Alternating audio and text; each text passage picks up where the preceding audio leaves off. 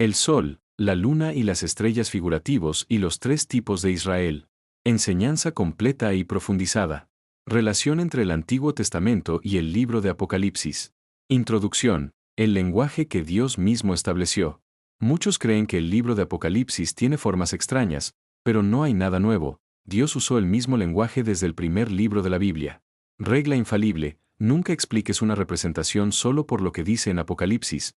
Primero busca qué significó cuando Dios la usó en el Antiguo Testamento. Es como un diccionario: Dios define el sentido de cada cosa primero, luego la usa en el relato, y al final en Apocalipsis dice: ¿recuerdas qué quise decir con esto? Aquí se cumple plenamente.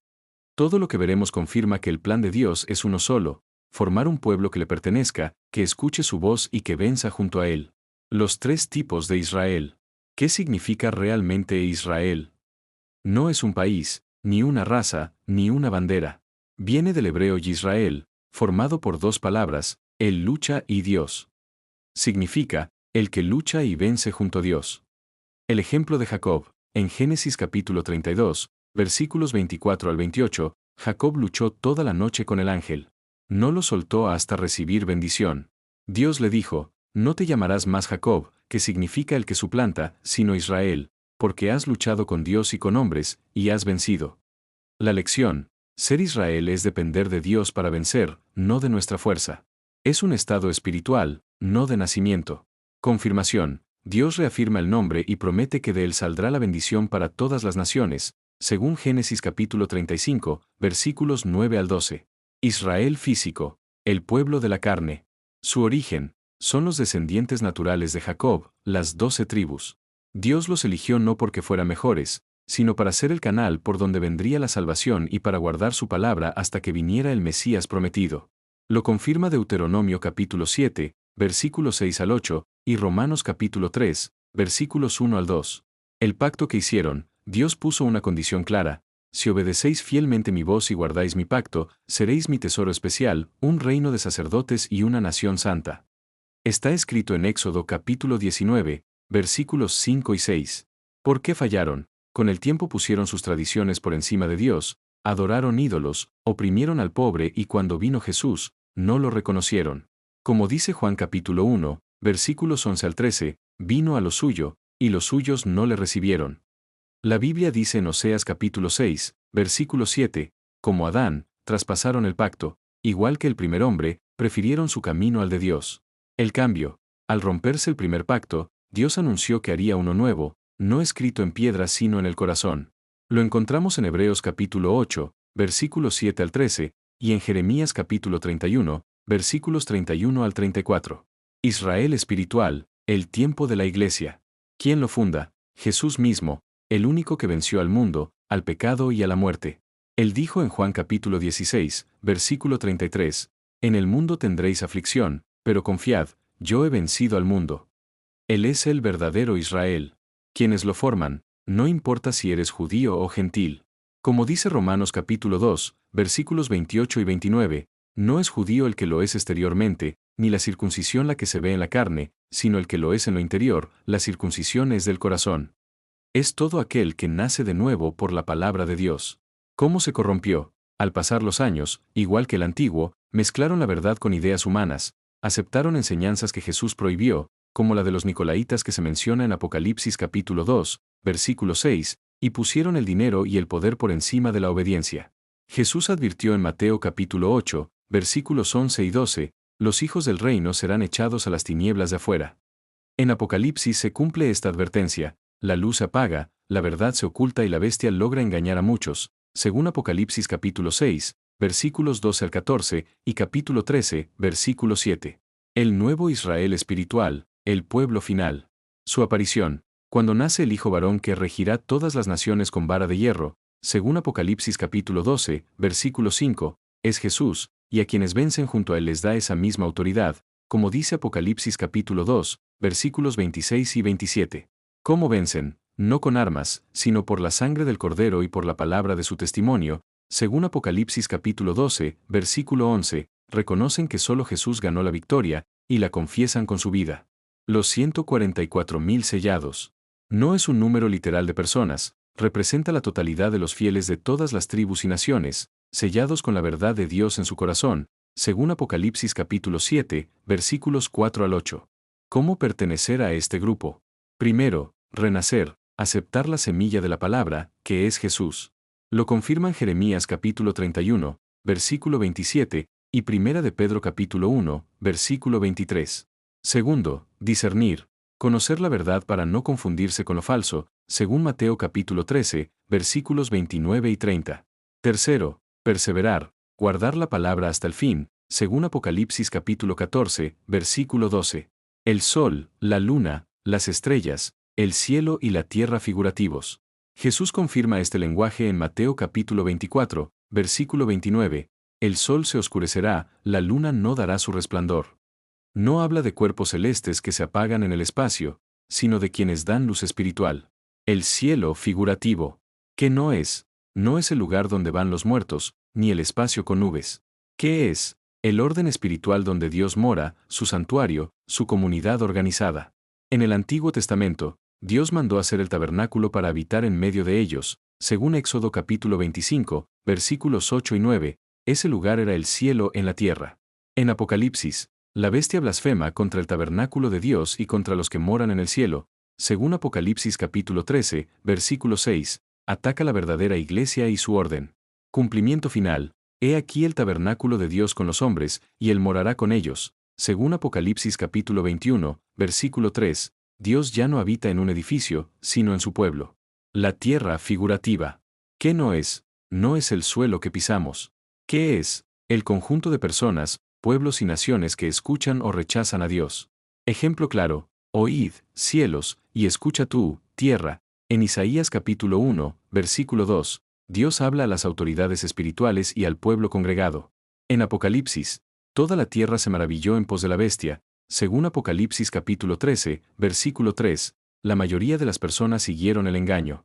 Nueva tierra, la humanidad restaurada que vive en justicia, según Apocalipsis capítulo 21, versículo 1. Sol, luna y estrellas figurativos. La primera vez que aparecen y su sentido seguro. En Génesis capítulo 37, versículos 9 al 11, José sueña, el sol, la luna y 11 estrellas se inclinaban a mí. Su padre Jacob entendió al instante, el sol era él, la autoridad principal, la luna era su esposa, y las estrellas eran sus hijos. Muestra el orden de luz y autoridad en la familia de Dios. Significado en toda la Escritura.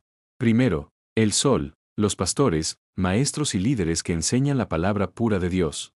Son la luz principal que viene directamente de él. Como dice Malaquías capítulo 4, versículo 2, nacerá el sol de justicia, Jesús es ese sol, y los líderes fieles reflejan su luz. Segundo, la luna, los evangelistas, servidores y anunciadores. No tienen luz propia, solo reflejan lo que reciben del sol. Su trabajo es contar lo que Dios ha hecho para que todos lo conozcan. Tercero, las estrellas, todos los creyentes fieles. Cada uno brilla según lo que ha recibido, pero todos reflejan la misma luz.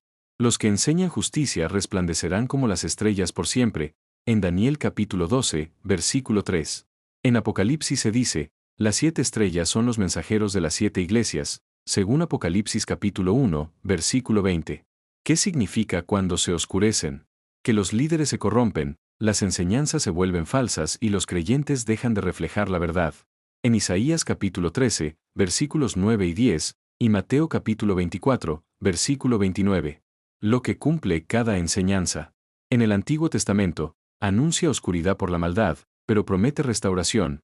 Crearé nuevos cielos y nueva tierra, según Isaías capítulo 65, versículo 17.